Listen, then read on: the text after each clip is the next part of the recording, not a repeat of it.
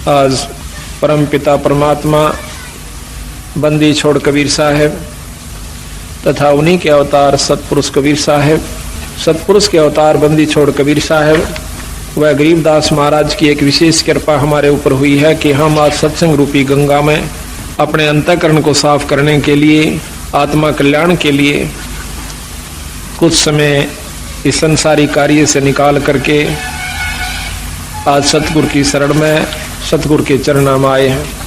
इस बात का प्रमाण सब जगह मिलता है कि बड़े भाग से मनुष्य जन्म प्राप्त होता है और उससे भी वह दिन हमारा बहुत ही भाग्य का होगा, अच्छे हमारे शुभ संस्कार होंगे जिस दिन हम सत्संग में आकर के परमात्मा की चर्चा सुनते हैं और परमात्मा के बारे में जानकारी होती है। आत्म कल्याण का हमें मार्ग प्रशस्त होता है कि मनुष्य जन्म परमात्मा ने हमें किस लिए दिया था। अच्छे हम ज्ञान जो है सत्संगत से प्राप्त करते हैं, बुरी जानकारी हमें कुसंगत से होती है। परमात्मा के बारे में जानकारी केवल एकमात्र सत्संग से होया करे और सत्संग जिस दिन हमें प्राप्त होता है वो हमारा बहुत ही पुण्य का दिन होता है। ना जाने पिछले जन्मों की कौन कौन सी अच्छी कमाई, युगों युगों के हमारे पुण्य कर्म हमारे साथ होते हैं, तब हम सत्संग की तरफ सोचते हैं और सोचने के बाद वो दिन प्राप्त होना, वो समय प्राप्त होना, वो घड़ी जिस दिन हम सत्संग में आते हैं या बड़े भाग तक प्राप्त होती है। बंदी छोड़ भगवान गरीबदास जी, वह सतगुरु कबीर साहब तथा वो पूर्ण ब्रह्म परमात्मा आज हमें देख रहा है कि ये बच्चे उस परम पिता परमात्मा के आज उनके दरबार में आए हैं। उनको इतना भी ज्ञान है कि कौन भक्त आए हैं और कौन नहीं आए हैं, किन कारणों से नहीं आ पाए। तो ये कुछ समय होता है, कुछ ईश्वर की तरफ से परीक्षा होती है, परमात्मा की तरफ से, कि इतनी मेहनत करने के बावजूद भी इस भक्त के अंदर, इस पुण्यात्मा के अंदर इतनी उत्सुकता उत्पन्न हुई है कि नहीं हुई है कि 100 काम छोड़ करके भी मैंने सत्संग में जाना चाहिए। इतना सत्संग सुनने के बाद इस जीव आत्मा को इतना ज्ञान अवश्य हो जाना चाहिए कि जिस प्रकार हम अपने पेट भरण के लिए, अपनी रोजी रोटी के लिए, चाहे मजबूरी समझो चाहे जरूरी समझो, हम उसको दुख या सुख पा करके अवश्य करते हैं। जिस प्रकार आज कितनी ठंड है और कल भी बहुत सर्दी थी और इस समय में ऐसे भी भक्तजन होंगे जमींदार जिन्होंने बेचारों ने रात्रि में पानी दिया होगा अपनी फसल में, नहर से या ट्यूबवेल से, जबकि हम सर्दी के अंदर अपने घर में बैठकर भी रजाई का प्रबंध किया हुआ था और कोशिश ये थी कि कोई हीटर भी लग जावे कमरे में तो गर्मी महसूस हुआ, नहीं तो सर्दी बहुत ज्यादा है। और वो बेचारे घुटनों तक पानी में, ऊपर से शीत लहर और वो उस पानी के अंदर, उस सर्दी के अंदर ऊपर से थोड़ी थोड़ी बूंद भी आ रही थी, बारिश भी हो रही थी। ऐसे समय में वो भक्त, वो ज्ञानी जीव सत्य अपने खेत में खड़ा हुआ था। वो ज्ञानी क्यों है कि उसने इस बात का पूर्ण ज्ञान है कि अगर आज मैं पानी देने नहीं जाता हूं तो मेरे बच्चे भी भूखे मरेंगे और हम भी भूखे मर जाएंगे और हमारा बहुत नुकसान हो जाएगा।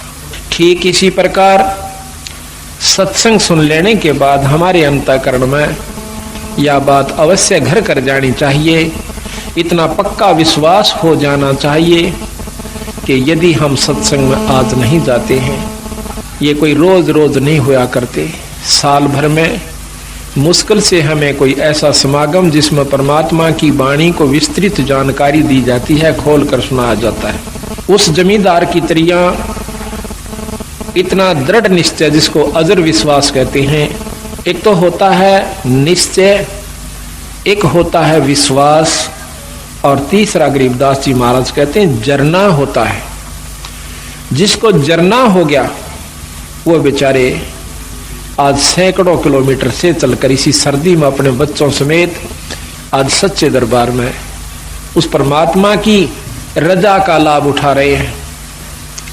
और जिनको इस बात का ज्ञान नहीं हुआ अभी तक, उनको जरना नहीं हुआ, विश्वास तो है कि भगवान के नाम के बिना गुजारा नहीं है, इतना विश्वास है। वो बेचारे ये सोच लेते हैं चलो घर में कर लेंगे अपना, कोई बात नहीं, आज सर्दी है कल धूप निकल आओगी तब चल पड़ेंगे, वो भी चोखा। लेकिन जरना जिसका हो गया भाई बात बनेगी उसकी।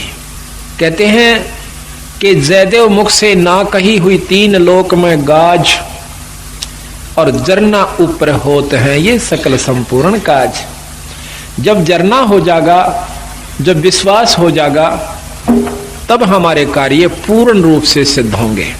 तो आज जो सत्संग में आए हैं इस ठंड के अंदर, ये 13 दिसंबर और ये ठंड, और उसके बावजूद भी आप सत्संग में आए हो, तो यही कहा जाएगा कि आपको जरना हुआ है ईश्वर के बारे में, परमात्मा की बात का जरना हुआ है कि इसके बिना गुजारा कतई नहीं है, और ये है भी सत्य और रहेगा भी सत्य। जिन्होंने, महाराज गरीबदास जी कहते हैं कि समझा है तो सिर धर पा, भाई बहौर नहीं है ऐसा दाव।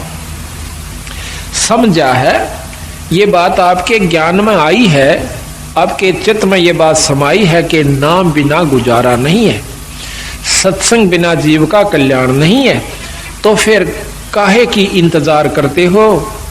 सिर धर पांव, सिर पर पैर रखना, बहुत तेज दौड़ना, सिर पर पांव रखना, बहुत तेज दौड़ना।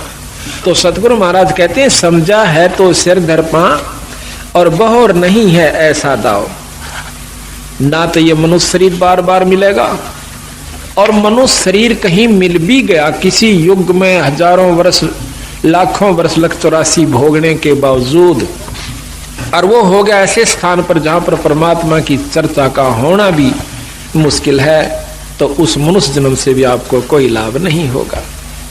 तो यहाँ सतगुरु महाराज हमें ये बताने की कोशिश करते हैं कि प्रथम तो मनुष्य जन्म नहीं मिलेगा भाई, और मनुष्य जन्म मिल भी गया तो यह बात समझ में नहीं आओगी जो आपके आ जाई से। ये बड़ी मुश्किल से बात बनती है।